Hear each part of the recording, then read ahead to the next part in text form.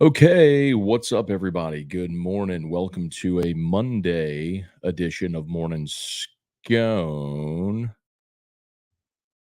presented by Brock, the Baton Rouge Orthopedic Clinic. I don't know why that makes me laugh. Hudco Roofing, HudcoRoofing.com.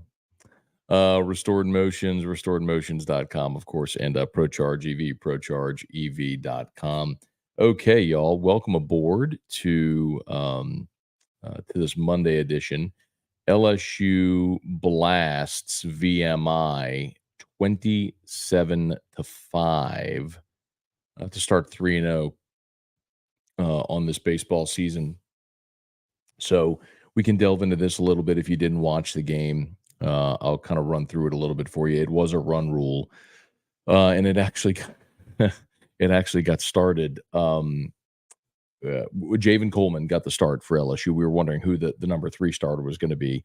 Javen Coleman got the start. We got to see Cam Johnson make his debut. Stephen Milum was in the leadoff spot for LSU on Sunday. A little bit of a lineup shake with Tommy White going to the 2-hole. Brady Neal batting cleanup, and boy, did that pay off. 2 doubles and a grand slam for Brady Neal and 3 at-bats. And basically everybody on the team played. I mean, when you win 27-5, LSU's score by innings 5-0, 7-3, 9-3, and then they didn't bat in the 7th. So in 6, they scored 27 runs on 27 hits in 6 at bats. Basically, they only got 18 outs for the game. It was just one of those days, and it actually started for LSU after Coleman had a nice first inning. Offensively in the bottom of the first for LSU. It started with Stephen Milum with what appeared to be a pretty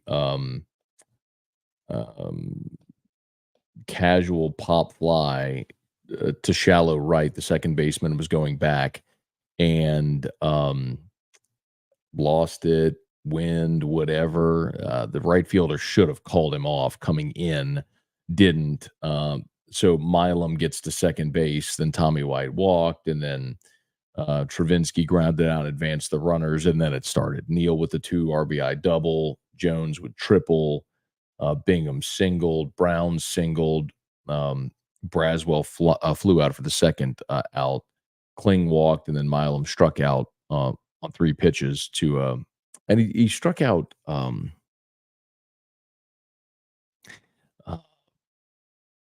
Actually, I can't remember if that was the strikeout looking or if he was swinging. Maybe a little late. I can't remember. Anyway, now I'm trying to remember. I got to go back through it. But whatever.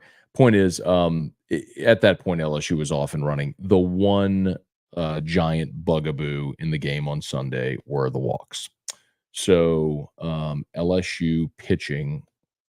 I have the box score here because I'm going to need it. 1, 2, 3, 4, 5 pitchers. 5 pitchers combined to walk 12 hitters. Javen Coleman walked 2, but gave you 3 innings of shutout ball. Cam Johnson came in the 4th, and it was exciting, right? I mean, he's the highest rated prospect ever to show up on LSU's campus. And when you have this big 6'4" lefty that throws 100, by the way, he was sitting 94, 95. We didn't see him really open it up and push the upper 90s, but he was sitting 94, 95 from the left side. And Cam Johnson is super talented, and he's going to have really good days at LSU. But this just wasn't the day, right? Purple. It was interesting because at that point, he came into the game. Milazzo had 2 doubles in the grand slam already. So he came into the game and LSU was leading 12-0. LSU was up 12-0 in the 4th. And he gets his first pitch is a strike, a fastball, a beauty, just pop the mitt. And the second pitch is a ground out to short. And you're like, okay, let's go. And then he walked Trey Morgan. He walked Cole Garrett. He walked Fitzwater. So he walks the bases loaded. He gets a foul out but they score on the sack fly, and then he got a strikeout. So he came back after the back to back to back walks to get a foul out and a strikeout. You're like, okay. They send him back out there for the fifth, and there were wholesale changes here. Milum went to third, Napolt went into the game at second. Larson went to first. Zeb Rudell went into left. Kucherak went to shortstop. That was interesting to see him play for the first time. And this is how Cam Johnson started the fifth. Walk, walk, walk. You're out of the game. All three of those runs would come around to score. Will Helmers came in to pitch, and Helmers didn't fare tremendously better as far as the walk. Well, it didn't walk the bases loaded, but Helmers pitched the fifth and walked two in his own right. So Cade Woods came in and walked two, and then Aiden Moffett pitched a clean ninth, 3 up, 3 down with a strikeout. So that was good to see. I think in those types of games, a couple things. When the game gets away, it's easy to relax and let your guard down. I also think that was a great opportunity to bring in Cam Johnson to say, okay, look, here's your first go at it, and there's no stress. Just go pitch. Just like go pitch.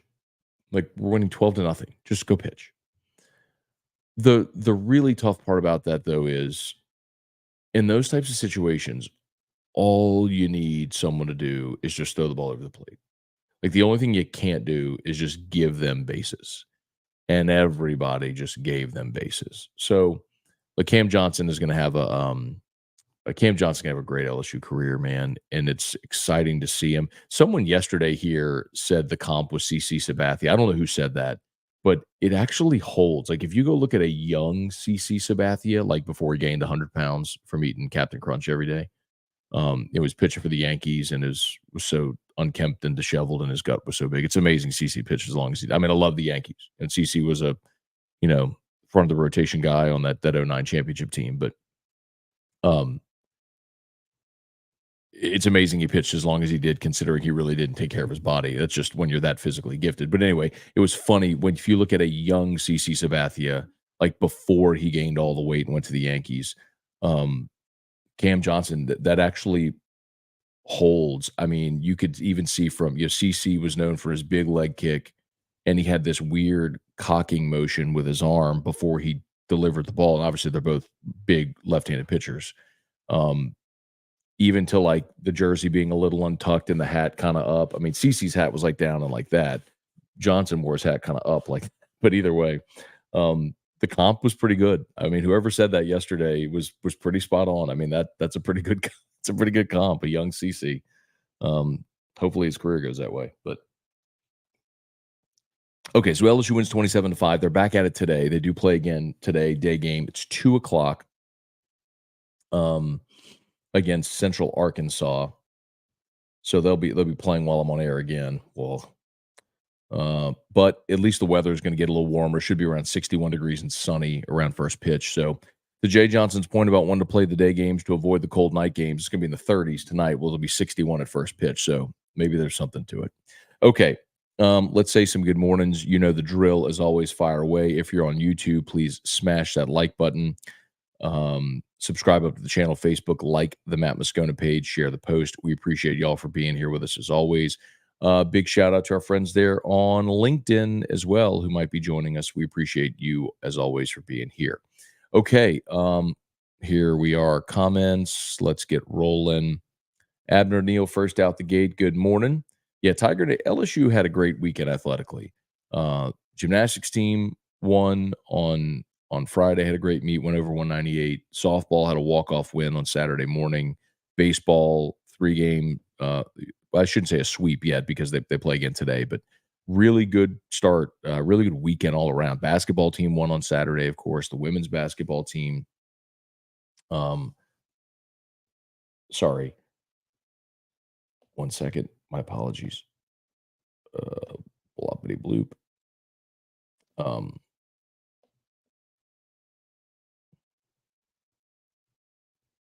Would the women play today? I was checking to make sure.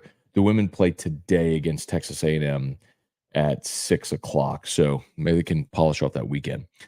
Adam Parker, good morning. Jacob Thompson, what's up? Von Bluesman, GameCube man. Morning, Matt. Who do you think get the start today? I kind of feel like it's got to be Cade Anderson at this point. Yesterday we threw out 3 names. I think we all kind of agreed on it was either Cam Johnson, Javen Coleman, or Cade Anderson. Well, Cade Anderson's the one that the feeling was he was going to be um, the midweek guy. So I don't know, considering you do play. They got another. They have a Thursday through Sunday. Schedule's all weird this year. How Jay did it. They play Wednesday against. No, they don't. Forgive me. They don't. They play next Wednesday against Rice. They don't play this Wednesday, so they'll play today, and then they go Thursday, Friday, Saturday, Sunday. Then they're on the road to Rice Wednesday before they play in that Astros Foundation Classic a week from Friday, March 1st. So anyway, so I was just thinking, like, all right, well, if Cade Anderson's your midweek, you don't have a midweek game, like this is your opportunity to pitch him. So I would think Cade Anderson, and he's one of the guys that hasn't pitched yet. So I would think he's the guy that would get the ball today. All right. Jason H., good morning. Hashtag Shoe Gang. Hashtag Team Drew. Appreciate it. Kelly Gross, great weekend to be a Tiger indeed. Silo, good morning from East Tennessee. All right. James McKinney. Spurge, what's good, man? Good to see you there. Christian, morning, everybody. Get out there, make it a great one. Yes, sir. Yes, sir. Zachary Hardy, morning. Stephen Milum is saying you better keep me on the field.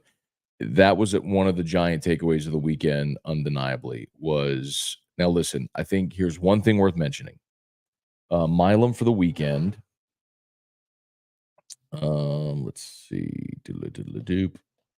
Stephen Milum for the weekend in 3 games. Well, actually, he played 2 games. He didn't play the first game.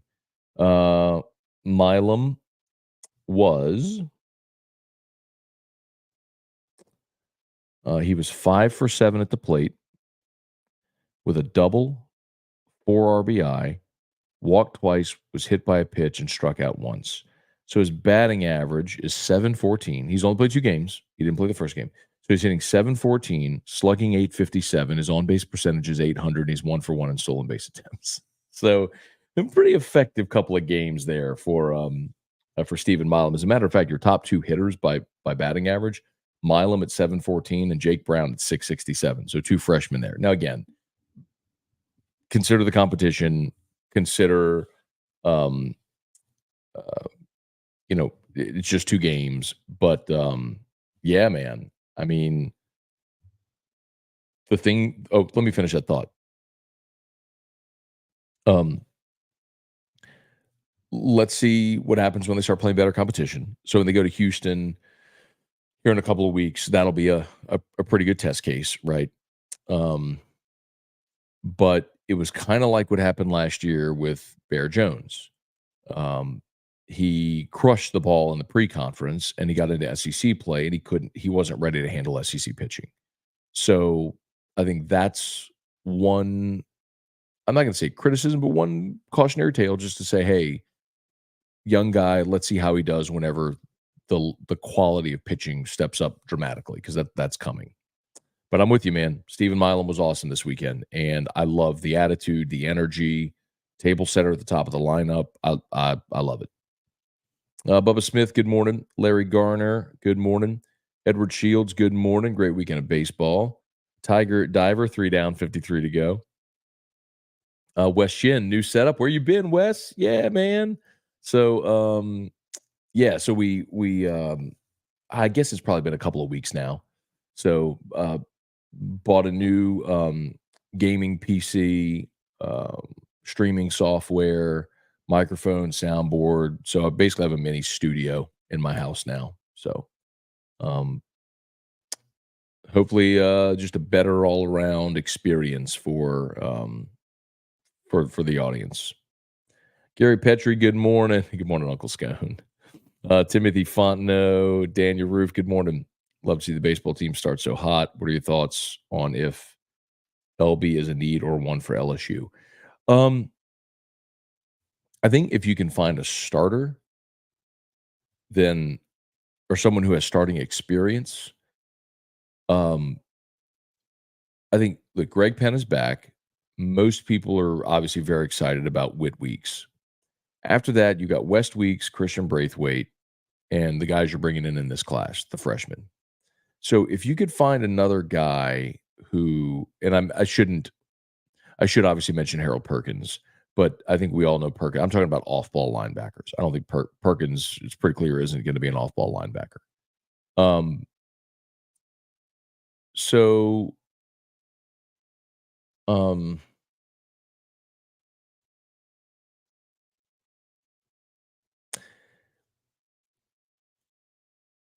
I'm kind of hesitant because of the Omar Spates thing. You thought you were getting a really good starter, guy who was all conference in the Pac-12, who it just didn't work out here last year.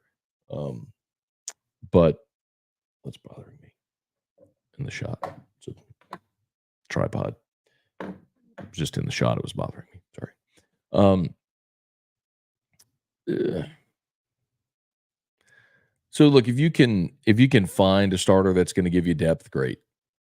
Otherwise, you're really going to need to count on Penn and Weeks to stay healthy and have some of those younger guys step up. But I don't think it's a need or a must, but I'd put it as a want. James Avery, good morning. Devin Kelly, good morning. Text you later about my hat. Yeah, man, holler at me. Uh, Devin wants a 104.5 ESPN hat. We're going to make that happen. Jerry G, good morning. David Tolson, when involved in a blowout, how does this benefit the team besides getting a bunch of players in, or is that essentially it? David, I think that's it, man. I think you get a lot of guys playing time. You get a lot of guys at bats. Um, you get a lot of guys the opportunity to go pitch. And it's just a different circumstance, right? Like, how do you handle a situation when a game gets away like that? And so Jay Johnson's starting to figure out his pecking order. B. Lorky getting the double scone this morning. Listen to LSU Daily on the way to work. Now morning scone. Yep. I recorded LSU Daily last night right here, as a matter of fact. So it's, again, one of the benefits of having a studio in my house. But thank you for listening, man. Jay Borden, good morning. Antron Hemingway, good morning. Happy President's Day. What time do the boys play today? 2 o'clock. Yeah, so 2 o'clock today for LSU baseball. Again, it's something that Jay's doing differently this year. A lot of day games early in the season. So just as we kind of continue to look forward at the schedule, they play 2 o'clock today. Thursday, they play Northern Illinois at 2 o'clock. They play Stony Brook Friday at 2 o'clock. Saturday, Northern Illinois at 1 o'clock. Sunday, Stony Brook at 1 o'clock. Then they go play Rice in Houston at 7 o'clock. And then the Astros Foundation Classic, 7 o'clock Friday, 7 o'clock Saturday, and then 3 o'clock Sunday. The Southeastern game they're playing in the midweek, that's in Hammond on Wednesday, March 6th. That's a 6 o'clock first pitch. And then they move back to a night start against Xavier in their final weekend before SEC play. So they'll play Xavier, and then they have they'll take Monday off, then play Tuesday, Wednesday against North Dakota State. And the Tuesday game's at 6, the Wednesday game's at 1. And then Friday, March 15th, Mississippi State, LSU is to Mississippi State. It's a 6 o'clock first pitch on Friday. So I think that's it for the day games. I'm checking. The midweek day games, I should say. Yeah, I think that's it. So I'll be up against baseball a lot this year, which kind of stinks, but it's what it is. Well, hang on one second. Drew's backpack's beeping. We still got about 10 more minutes. Just sit tight one second. Let me go stop his back.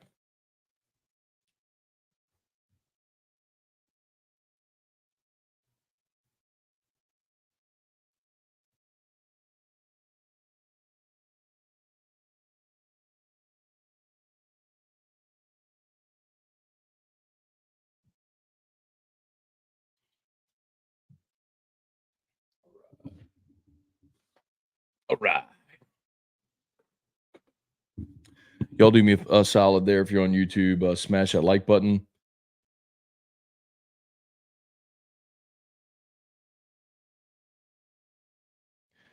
Subscribe up to the channel, Facebook, like the Matt Moscona page, share the post. LinkedIn, go ahead and connect there. Repost us if you would. That'd be great. Here we go. Brian Penton, good morning from the Arkansas, Louisiana border. Headed down to Texas to home. Great weekend. Yes, sir. Trivia Carter, good morning. Edward O, Nuss Bus driver. If Moffett can get it together, watch out. He looks solid at the top of the seventh. Yeah, so Aiden Moffat's another one of those dudes. Big, strong armed, hard throwing righty. He pitched a clean seventh yesterday to finish out the game when a lot of guys were struggling to throw strikes. Moffat's a good story. I know we've talked about this. He's from Mississippi, and he was a guy that a lot of people thought would sign, but his family, they're educators. His mom is a principal. I think his dad might be a college professor, and they were like, "No, you're going to school." So you got that kid for 3 years. Well, one more year after this at least, but yes, I mean he looks the part, right? Didn't get to pitch much last year, but he's one that's right to be excited about. Rick Kelly, good morning. How much higher was Cam than Alex Bregman? Bregman, uh, that would have been, let's see, 2013.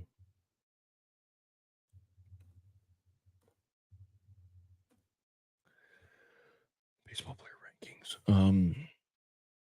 No, not 13. Yeah, 13, 2013.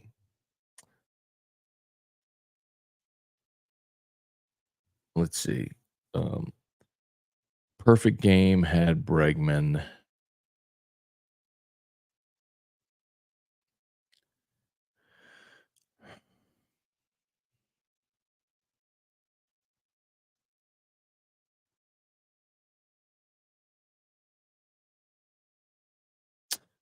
Oh man, McCourt Sandberg.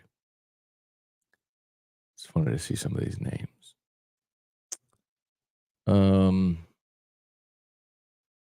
Like I don't even know that Bregman was the top-rated player in that class, quite honestly. Uh,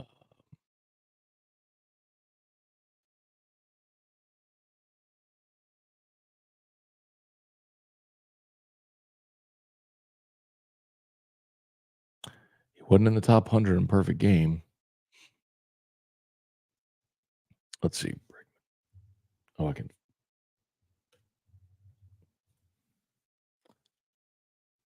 Uh,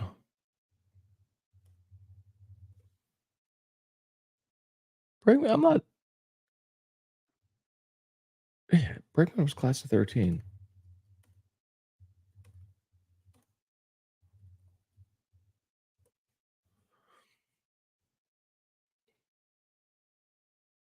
Oh, they had him class of 2012.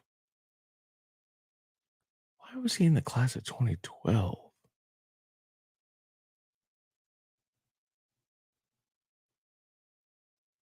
That's weird. I don't know why they had him in the class of 2012.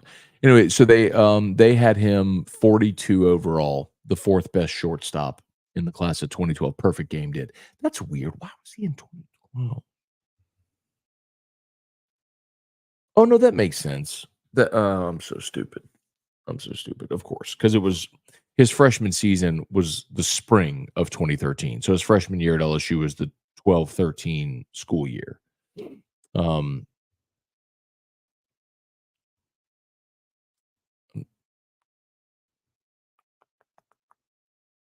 Interesting. So perfect game had him 42 overall in the number 4 shortstop. Let's see.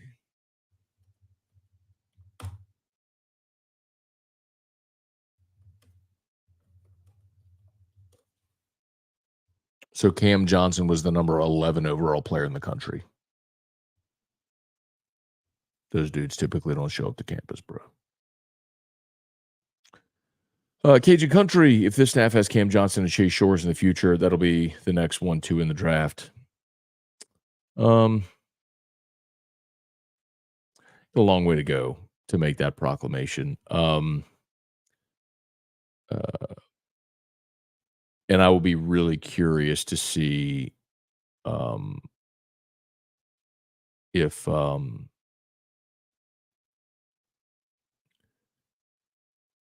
want to see how Chase Shores comes back from Tommy John. Um, a lot of guys come back better, and I'm hopeful that's the case with Chase Shores, but I don't think we see him this year.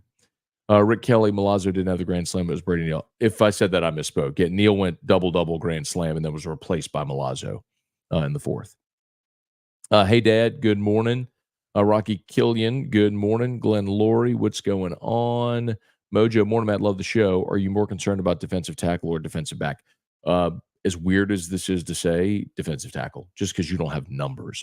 I feel like with Corey coming in, if you get J.K. Johnson, Zy Alexander healthy, you've got Jair Brown coming in, and you've got, the guys who played last year as freshmen. Hopefully somebody develops. You bring in Jordan Gilbert at safety. You still got Sage Ryan back, Major Burns, guys that have played a bunch. Like, you just don't have bodies, man. You don't have bodies at defensive tackle. So that's the bigger question right now. Michael Lane Spazzali, good morning. Good morning. Good morning. Rick Manuel, good morning. Did you see Nuss's fifth in the early Heisman odds? I didn't. But that makes sense, Rick. Whenever, if that's almost like the same is true, like if you go to USC and look at like whoever their quarterback is, sports books just aren't going to leverage themselves like that with a quarterback at a program that's proven they can win. It's like whoever is going to be the starting quarterback at Ohio State is going to have those odds as well. So yeah, I mean, it's odd to say, but LSU is in that category now. I mean, you have two quarterbacks that have won the Heisman in the last 5 years, and your quarterback won it last year. I mean, if you would go back to 2020, the year after Burrow won the Heisman, I guarantee you the preseason Heisman odds had Brennan somewhere probably in the top 10 Heisman odds. I guarantee you. Charles Bouquet, what's going on? Jerry DeLucky, good morning. Hope all's well, man. Brian Wynn, what's up? Mojo, Cam Johnson will be fine. Don't sweat a true freshman his first appearance. I agree. Would have loved to see better command, but he's no doubt will have better days ahead. Dustin Fontenot, I missed you yesterday. My first live LSU men's basketball game was Saturday. It was awesome. Very cool. What a game to see, too, over there in Columbia. Jeff Jones, Chris P., Joey Metke. Oh, it's 8 o'clock. I got to go. Sean Carner, find it hard to say how good this baseball team is until we start playing better schools. Regardless, a great start.